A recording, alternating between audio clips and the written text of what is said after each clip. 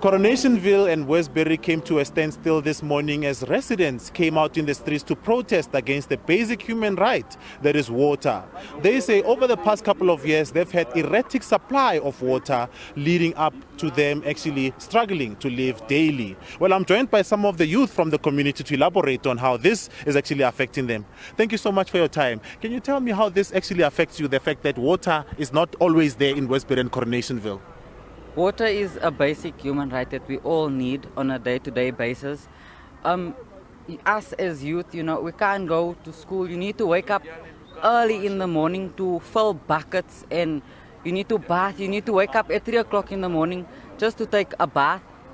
But you need to fill buckets. You need to do everything at such an early time, It's tiring, it's draining, it takes a lot of energy to do all of this that you do in the morning, and then you still need to go to school. Everyone is tired. We have a primary school here, Bernard Isaacs, on Monday and Tuesday. The learners couldn't go to school because there wasn't water. There is JoJo tanks, but the school can't run on that supply of water. They need a constant supply of water. There's days where I think it's almost every day the school needs to come out at 10 o'clock or 12 o'clock. It's not a good thing, For us, it's really, I don't even know. There's no words to explain what we're going through.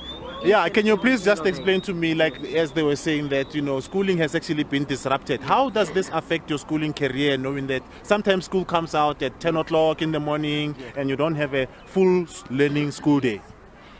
You as learners, the learners miss out on a lot of work every single day, and that really affects everything that they do, because at the end of the day, these learners need to write tests and exams and whatever they need to do, but then they don't have what they need because they're missing out on school time.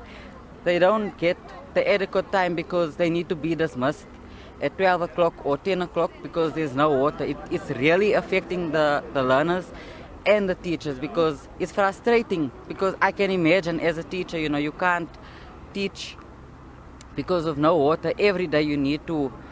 There's things that you can't teach because the learners need to go home early or whatever. So it's a major problem. Thank you very much. Well, let me get someone else to speak.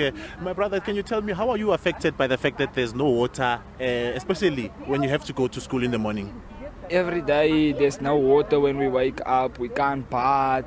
There's nothing in the taps. No, we have to fill buckets of water now and then. The water trucks, water is dirty.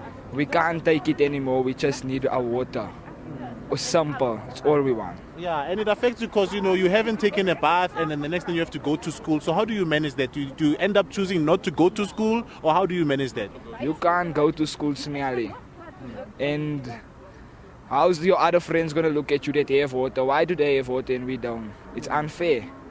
Brother, can you just come here and tell me what would you want the municipality to do with a situation like this? Yeah, come closer. Just